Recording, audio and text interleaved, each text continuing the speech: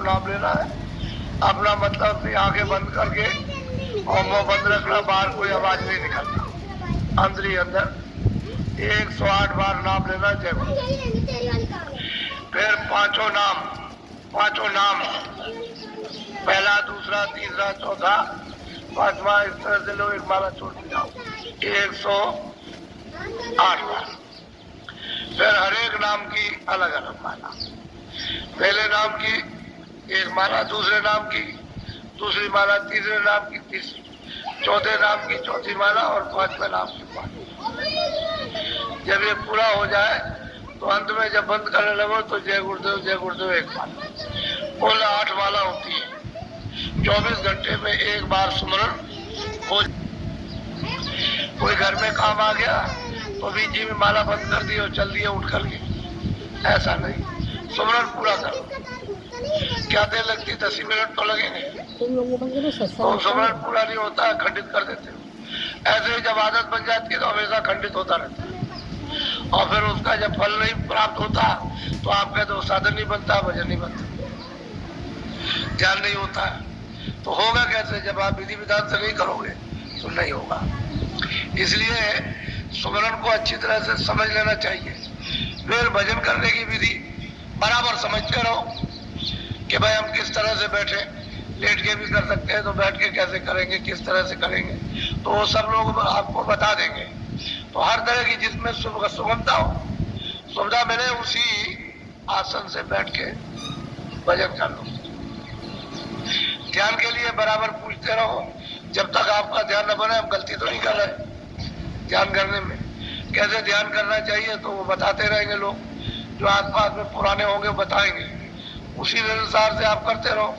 फिर जब सत्संग में आओ तो सत्संग में समझ लो, क्योंकि नामदान तो हमेशा होता है।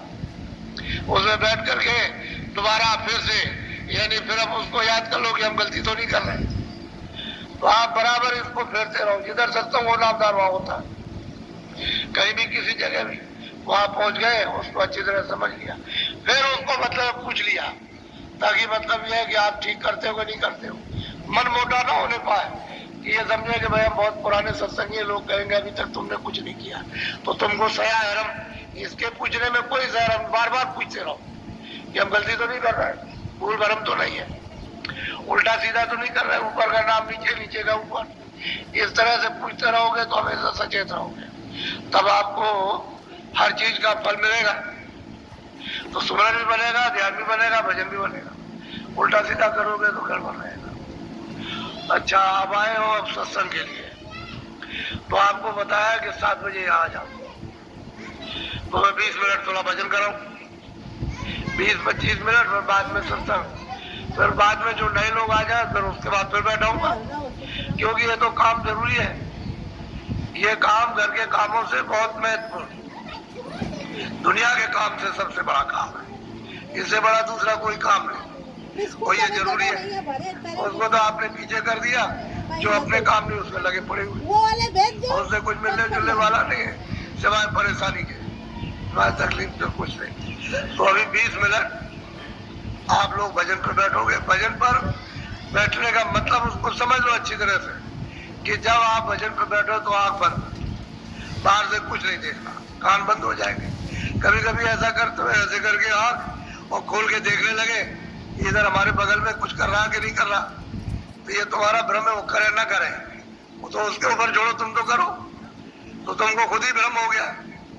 फिर कभी कान खोल देते हो, कभी कुछ करते हो, तो अधूरा काम करते हो, संदेहजनक।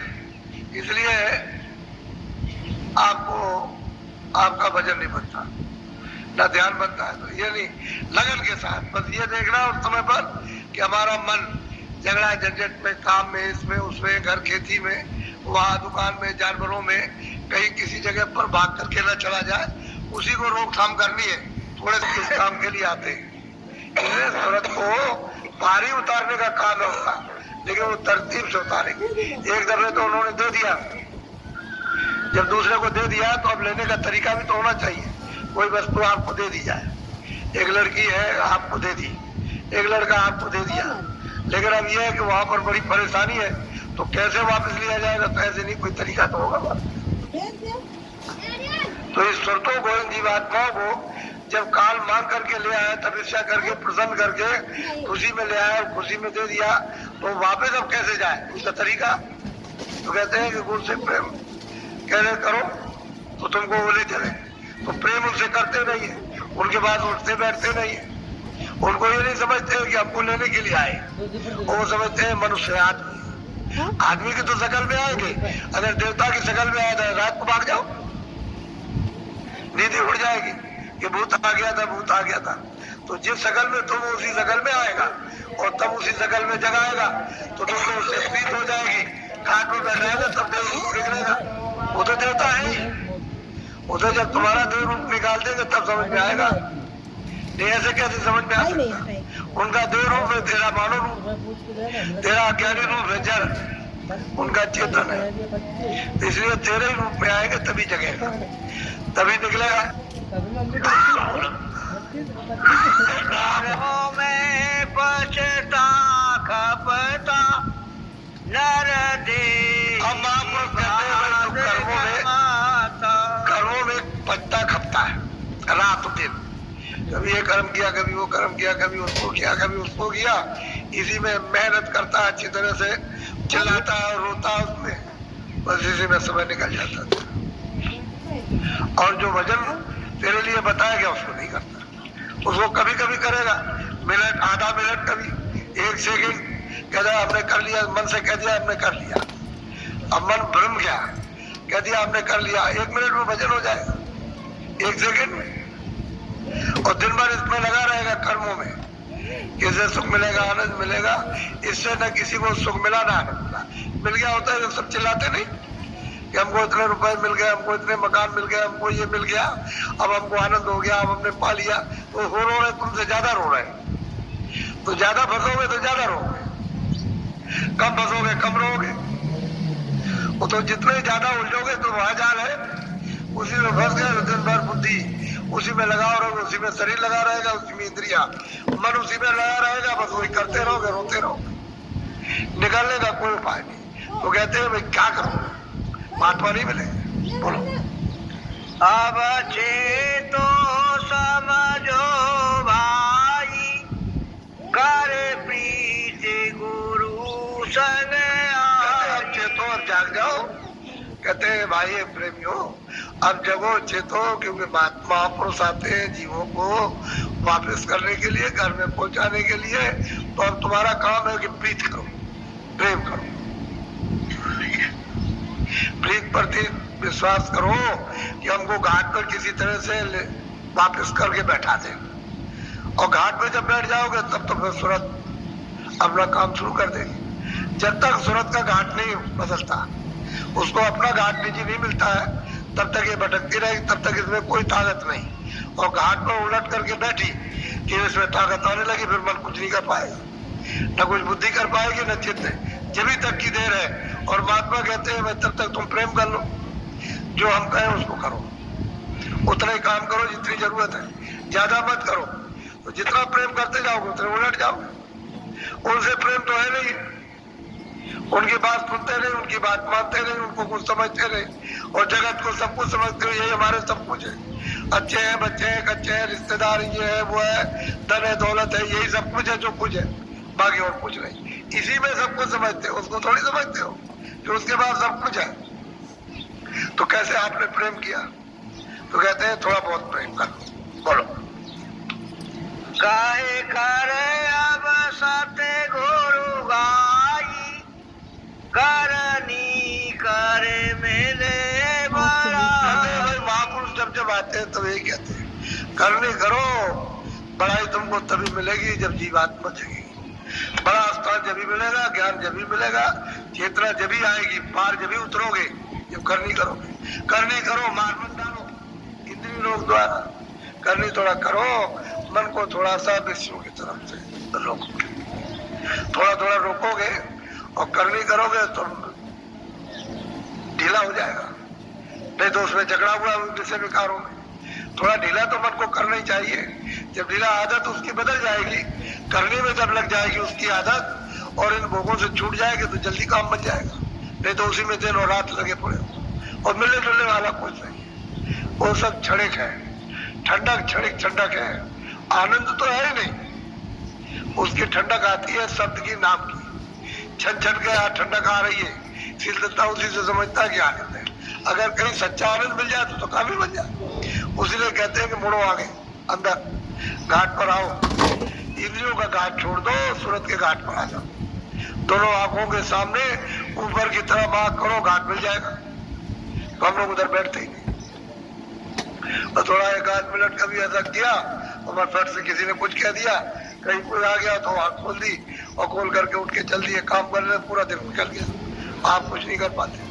यही होता है घर घर। एक आदमी आया, कहने का भजन नहीं करता। मैं कितनी देर भजन किया, कितनी देर कब किया भजन? तूने तो एक दिन भी भजन नहीं किया। कहता भजन नहीं बनता। अगर एक दिन भी करता, मिनट 2 मिनट भी, तब तो तेरा कुछ बनता। तूने तो कुछ नहीं किया। वो कहता भजन नहीं बनता। ऐसी शिकायत करने वाले बहुत से होते, करते कुछ नहीं, कहते भजन नहीं बनता, करेंगे कुछ नहीं, विषय विकारों में बसे रहेंगे और कहेंगे भजन नहीं बनता। अरे 2 मिनट 2 मिनट 4 मिनट थोड़ा सा तो कम से कम घाट पे बैठो तो पूछो। अब तुम घाट छोड़ दिया और चाहते हो यहाँ कुछ मिल जाएगा, इधर कुछ है नहीं। तो जहाँ कुछ नहीं हुआ क्या मिलेगा? वो तो स्थान ही सूरत के जागने का नहीं, वो तो सोने का स्थान है। तो सूरत सोई हुई है, जल में फंस करके तो जड़ हो गई, अब सो गई, अचेत हो गई। अब जहाँ जागना वहां ये जाती नहीं।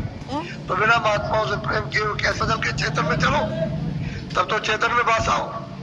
अब जड़ की चीज है, जड़ में फंस गए, मिला कुछ नहीं। जब अभी नहीं मिला तो बाद में क्या मिलेगा? इसलिए आप सबके सब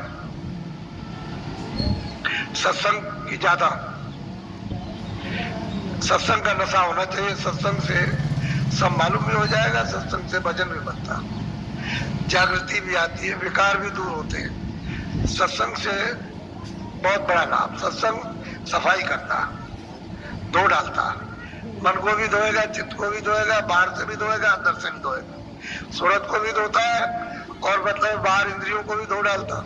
सत्संग नहीं मिलेगा तो सोते रहे। ये सब जो कुछ फल है आपको सत्संग का, कि जब आप दौड़ धूप करके थोड़ा बहुत सुन लेते हो, उसी से इतनी जागृति आ गई, उतना ही समझने लगे भाई तो कुछ नहीं है। जो कुछ था वो तो हम लेकर के बैठे हुए, तो हमको पता भी नहीं था। घर ही के घर में रहे और चलते रहे बराबर, और रोज गमन करते रहे कि हम 12 कोस चले, राह कोलू का कोलू नहीं, और कार करता है कि 12 कोस रहा, घर का घर ही में, बाहर तो गया नहीं। तो वही मन है, इसी में लगा रहता है, ये किया वो किया, और कहा हमने तो हाथ कर लिया था और किया कुछ नहीं। अरे पता तो महापुरुषों के पास जाकर के मालूम होगा कि तुम करते हो कि नहीं करते हो, किया कि नहीं किया। ऐसे बगैर जानकार के कैसे पता चलेगा? अब सभी अंधे मिल जाए तो सूरज का पता कौन बताएगा? सबकी आंखें बंद हो जाए, ये कौन कहेगा ये सूरज निकला? एक हाथ तो होना चाहिए जिसकी आंख ठीक हो और सूरज को देखता हो, वही तो बताएगा। कहेगा नहीं सूरज है, देखो रोशनी हो गई और ये निकाल, सब अंधे रहे। तो महापुरुष आते हैं सूरज के समान, वो उस मालिक को देखते कहते हैं चलो भाई चलो, ये सब अंधे हैं, चलो तुमको आंख दे। वो आंख बना करके दे देते हैं। तो फिर वो देखने लगते हैं, कहते हैं नहीं वो तो सूरज है, वो तो मालिक है, उसका रास्ता है, उसका मतलब ये है कि घर है, देश है, उसका आनंद है, तो चल पड़ते। अब वो प्रेमी पीछे से जो प्राप्त करते हैं वही तो गाते हैं कि हमको महात्माओं ने दिया, उन्होंने दिया, उन्होंने दिया, उन्होंने दिया हमको, उन्होंने दिया। फिर वो कहेंगे हमको उन्होंने दिया, उन्होंने दिया, ऐसे। और जब सब सो जाएंगे तो फिर कौन जगाएगा? कोई जगाने वाला तो चाहिए। कि तुम सो रहे हो अज्ञान रात्रि में, तुम्हारा जीवन खराब हो रहा है, फिर तुमको मिलेगा नहीं। अब तुम जाग जाओ तो सूरत को जगाओ, घाट जो सो रही है। तो कहते हैं कुल करो खोज कर भाई, सबको ताकीद करते हैं, सबको संदेश देते हैं कि अगर मालिक से मिलना, सागर नदी से पार उतरना, तो गुरु करो खोज कर भाई, बिल्कुल कोई राह न पाई, किसी को रास्ता नहीं मिल सकता, तब डूब जाएगा। इसलिए आज दूसरा दिन है, 22 तारीख है आज। 7 दिन का कार्यक्रम होता है। 27 मेरे प्रेमियों, 22 मार्च 1900 सत्संग 19 मार्च 19 सत्संग है। 22 मार्च 1992 का सत्संग है। स्वामी जी महाराज का होली गुरु पूर्णिमा का सत्संग है। मेरे प्रेमी भाई बहनों को ये स्वामी जी महाराज जीव आत्मा को उस पार ले जाने का सत्संग सुनाया है। और सभी लोग मेरे प्रेमी भाई बहनों, मेरा सत्संग ज़्यादा से ज़्यादा शेयर करो, ज़्यादा से ज़्यादा लाइक करो, ज़्यादा से ज़्यादा कमेंट करो, ज़्यादा से ज़्यादा सब्सक्राइब करो। मेरी नोटिफिकेशन तभी तो आप लोगों के पास पहुंचेगी। प्रेम से बोलो जय गुरुदेव, जय गुरुदेव।